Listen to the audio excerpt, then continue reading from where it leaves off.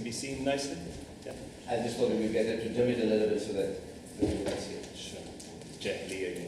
Exactly. Yeah. Automatically becomes dark. Yeah, exactly. Yeah, Oh, look at this. Yeah, okay, good. It stood up. But This is it. Okay. Yes, so we've got the panel on transitions from pre-Islam to early Islam, and what I want to talk about is this specific topic called champion to neighbours Jiwār, between pre-Islamic and Islam. So in modern Arabic, we all know the term Jār and Jiwār are very common terms. Jār is the standard term for neighbour. In modern Arabic, Jiwār is the established Islamic law term for the mutual rights and obligations that exist between neighbours.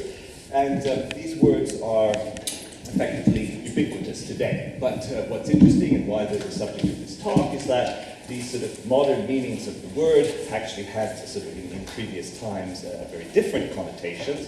And specifically in pre-Islamic times and the beginning of Islam, the words Jār and Jiwār were more commonly associated with quite different connotations, that of security and a discretionary grant of a protection guarantee. And so we have this in pre-Islamic societies, and at the dawn of Islam, someone who is seeking security is known as a Jār, and then he is placed in sort of protection of somebody else, a stronger individual, then his status is that of Jiwār. So what's interesting is there is this substantial difference, right? We have today a root that means proximity and automatic rights between people, and in an earlier period it meant security and a discretionary right, or discretionary, not a right, a discretionary grant of a protection guarantee. So the shift should invite us to consider what were the underlying reasons for this. And what we will see today is that the underlying reasons are not just the effluxion of time that caused the word to change, but that the shift in meaning occurred very close on the heels of the rise of Islam. And so this will lead us to think about the consideration of the words Jār, Jiwār, and related terms in the Quran. So that's something to do with the tafsir of this conference, and also to explain why is at this moment of the sort of transition to the Islamic world that the meaning changes, which is the purpose of this panel. And so let's start very quickly, just a little bit of philology and semantics here. The root Jār, Jawara, actually is extremely wide. Okay, we have words like Jawr, which means sort of injustice, whereas Jiwār and Jiwār mean protection. So there's something of kind of an abdad going on with the root.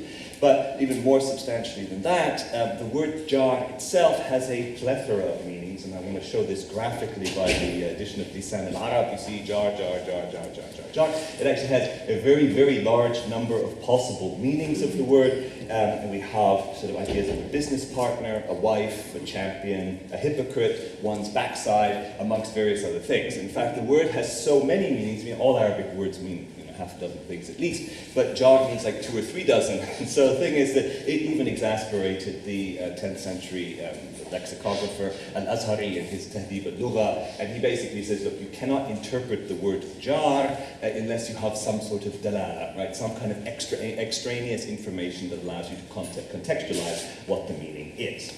So that's all very well and good. However, there is one major cluster of meaning that we see in pre-Islamic poetry, and that refers to the protection.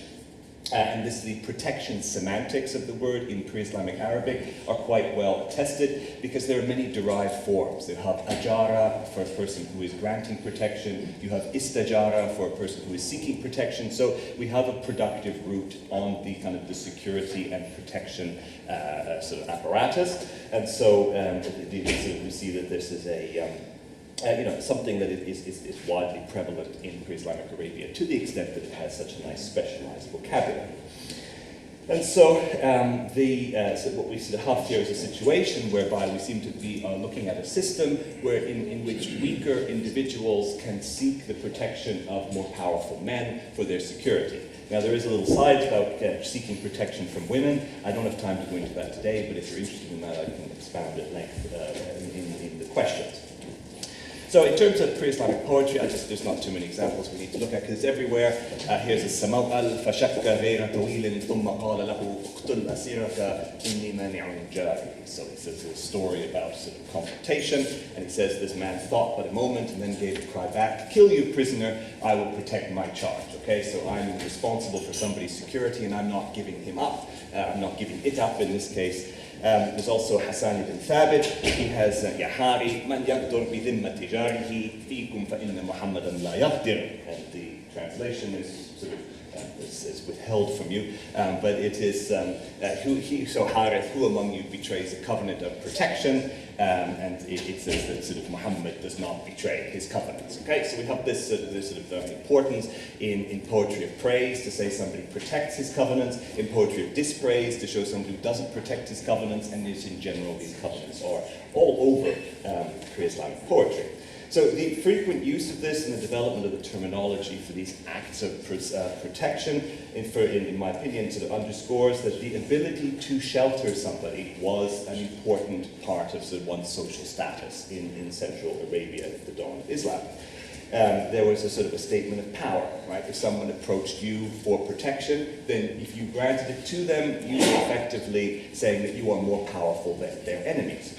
And so you are, it's by granting the protection, you're showing your sort of implicit communication of superior strength over other people in the society. And so the way it kind of worked, I think maybe all of you already know, is if someone petitions protection, then you have an obligation either to defend them, or if they are killed, to exact revenge. Okay? So this is sort of a system of violence that is made here, and it really is this idea that, you know, worthy are the men who can deliver on their promises of protection. And so in the title of this lecture, I call them sort of champions. And so the word jar then maybe we would translate kind of in the direction of vassal or charge or some sort of client. And what we have actually, if we think about this sort of bit more from on a social perspective and not just philological, is we have a sort of a system of social relations, right? And one that is vertically hierarchical. But the one providing the protection is greater than the people underneath him, and he can expand a kind of a network of clients, presumably quite far outwards. Now, what's also important is, and we'll get into this in a few more moments, but the Quran embraces the same ideas about jar and protection in Jiwār, and it's actually very salient in the Quran. I think, as far as I can see, the root Jawara is in the Quran in 10 different verses, and 7 of them are clearly intending the concept of protection. We'll look at those in a few minutes, whereas actually only 2 of the Quranic verses are intending the idea of neighborliness. So that sort of protection ethos that's very present in pre-Islamic poetry is also very present in the Quran. So for the Quranic context has this sort of explicit crossover with the word's function in poetry, and therefore the shift to the neighbor interpretation that is prevalent today is something that occurred mostly sort of after the Quran, and we will see that it is sort of Muslim juridical works of the 2nd century AH, which already firmly embrace the idea that Jiwār is about neighborliness and has nothing to do with protection. And so we do have a rather short window, therefore, to explain kind of a rather dramatic sort of drop-off of protection for jar and its switch to being a neighbor. So, to explain, I want to pause on the political significance of this sort of jar context. And so we'll put a little picture of the desert here and imagine kind of pre-Islamic Arabia. It is very easy when you look at a picture like this, that has many scholars of the past, both Iraqi scholars of the 10th century and Orientalists of the 19th and 20th, to imagine that it's a pretty anarchical place, right? And so Delacroix helps us here, Arabian battle days, right? And so this is sort of how a lot of people of various different faiths, interests, and social backgrounds and intellectual backgrounds have thought about pre-Islamic Arabia, and that we have this idea of kind of this lack of kings, lack of kingdoms, and sort of general acts of violence in which this sort of society is working. But what I think is the reason why I put a picture of Delacroix here is because he's not a particularly good expert on Arabic history, rather he's sort of speaking with the emotions of an artist, and I feel that when we think about pre-Islamic Arabia as anarchy, we're also thinking from emotions that come from different directions. And actually to think about sort of to confuse the desert scene with Jāhilīya and anarchy is actually both misrepresents the meaning of the word Jāhilīya and also misrepresents the understanding of history of Arabia at the dawn of Islam. Because history, along with Thomas Hobbes, both tell us that people don't like anarchy. Right? Anarchy does not persist very long, and even if there is a breakdown, or even ever, and if there is a breakdown in power, then the thing that actually happens is power is reorganized immediately. Okay, so even if empires like Kinda, Hassan, and Lachem and all these people sort of collapse, there will be reorganizations of power. The elites will reorganize themselves in order to provide security and provide status for themselves. And so we need to think of pre-Islamic Arabia maybe as doing something like this. So sort of situation that I would like to invite you to think about is this prevalence of the concept of Jiwār has a lot to do with this elite organization of status and expression of their sort of status and powerful identity in these hierarchical relations in Central Arabia around 600 CE. And so the sort of system of Jiwār, if we kind of think of it more holistically, it does enable an expression of power and creation of power relations between people, and also the expression of power by certain individuals. And we have sort of plenty of examples of kind of people using the Jiwār in quite sort of political ways.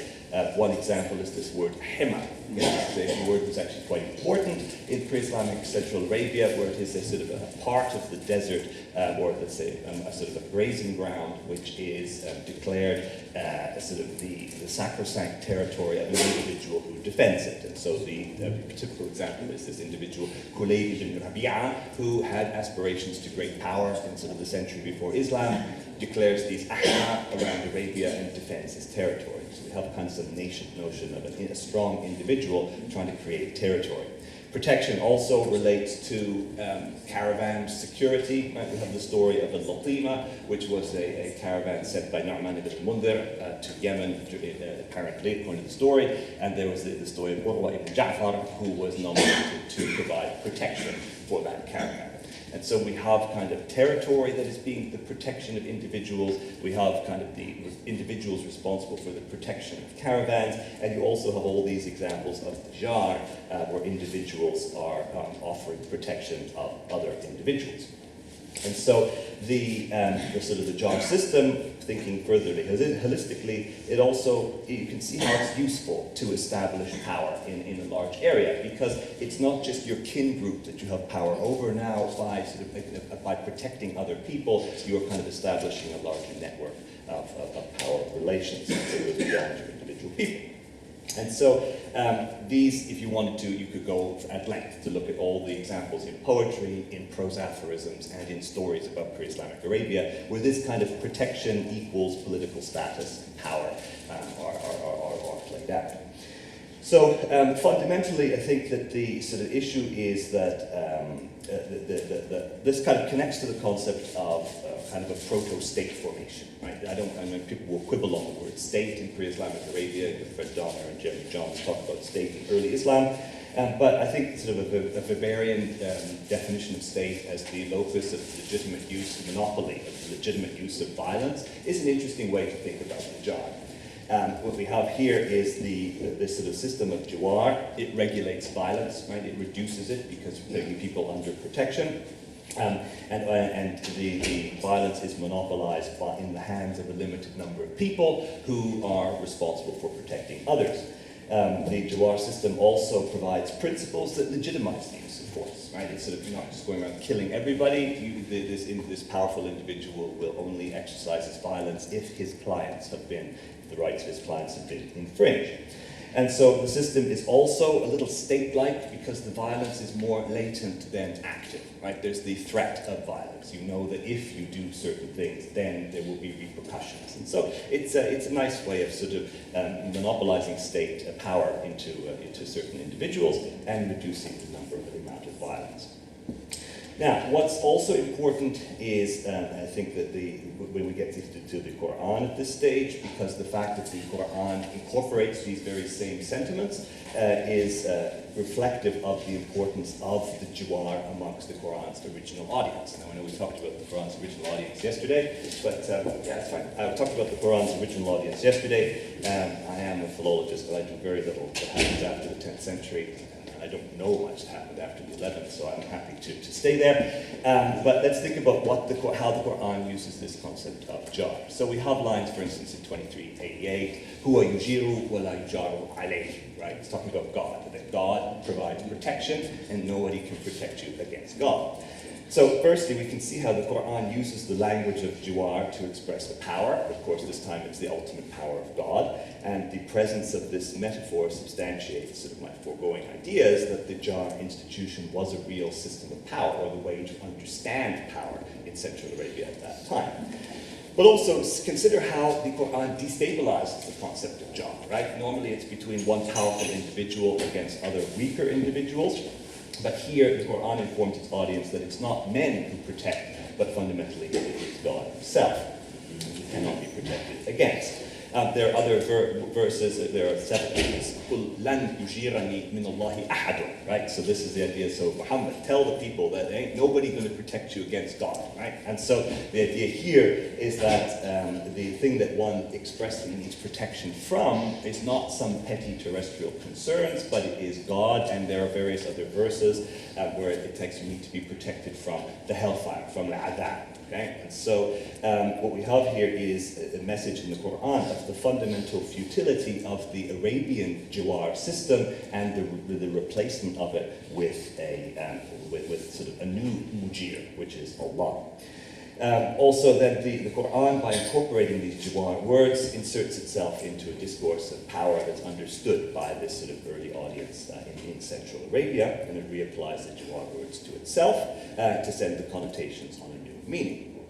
Now I think perhaps simultaneously with the Quran, a second thing that's going on in the very early Islamic state is the use and the appearance of Jiwār in the hadith corpus. There's a very well sort of circulating hadith which says يُجِيرُ عَلَى الْمُسْلِمِينَ أَدْنَاهُمْ, okay? Which basically, there's various versions of the hadith, but I can translate it rhymingly. Muslims are united together against their foe, and we respect the asylum granted by the lowest of our low, okay? And so the idea here is that the Muslim state is saying we are going to do this jar business, however, you don't apply to the caliph for protection. You can actually be given asylum and security by the lowest ranking Muslim in society.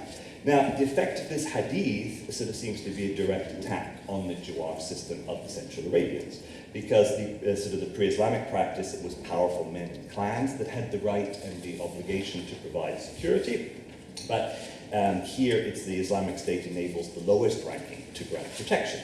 And so this seems to be a strategy to assert the power of the Islamic State and to kind of, I think, humiliate the most powerful men of Central Arabia as well. Right? You're attacking their sense of status, and you're attacking the institutions that give them power. And so, indeed, these kinds of hadith could be part of the Islamic message of equality, which is true, but I think when seen in the context of the time, it actually is a rather blatant reversal of the tradition of Jah. So I want to wrap up in a few seconds, so we can talk about the hadith a little bit more, but the overall point here is, I think, that they're turning this act of protection into a corporate, sort of corporate operation, right? You can, any Muslim is part of the Muslim state, and therefore it goes from being personal to being corporate, the act of security granting, and I think that's very important for considering the development of the Islamic State as a state that monopolizes legitimate use of violence in its society. So the last thing I want to think about is what's interesting, also how Islamic law tries to sort of empty the word jar of its security connotations. And this happens quite simply because there are a bunch of different terms in Islamic juridical texts when they talk about protection and asylum and guarantees, like dhimma, hudna, and aman, and the legal texts to use the word jiwar specifically for neighbors. So what we end up having is sort of the Islamic legal texts very quickly decide that we're going to even get rid of the word jar and jiwar as a term for protection, and we will replace it with our own terms. And so this is also a very effective, efficacious, and also quite an aggressive move against the institutions of power of the early audiences of Islam. And so, as a matter of language, political power becomes expressed by new words, right? This is the dhimma, the hudna, and aman for these various types of protection. And I think that this is kind of the final step to empty the root jiwar of its political and power connotations and to relegate it simply to automatic rights just due between neighbors. So in terms of the transition from, so to conclude, in terms of the transition from pre-Islam to Islam, with the Quran as sort of an evidential place marker, the Jiwār was one of the signature forms of expressing legitimate use of force in pre-Islam, and it was an institution that was important enough to merit its citation in the Quran. But the fact that the Quran moves to monopolize Jiwār underlines the importance of the term as symbols of power and also points to the change of its meaning. And it shows that also words can reveal sort of aspects of state formation, right? With the semantic shift in Jiwār kind of brings us to the effort of the Islamic State to have legitimate use of violence and to monopolize it for itself. And it does this by restricting Jiwār to God and making protection a corporate act, not a personal guarantee. Yes, yeah, 2 seconds. And by eliminating the word and replacing it with new terms. So I just leave you with an image here that we had in pre-Islamic Central Arabia. Powerful figures were responsible for protection, and then basically this is replaced by the benign looking statue of the Umayyad Caliph, who then becomes kind of the corporate embodiment of protection, and that is sort of sends Jiwār into the direction of neighborliness and replaces power with himself and his institutions. Okay, thank you very much.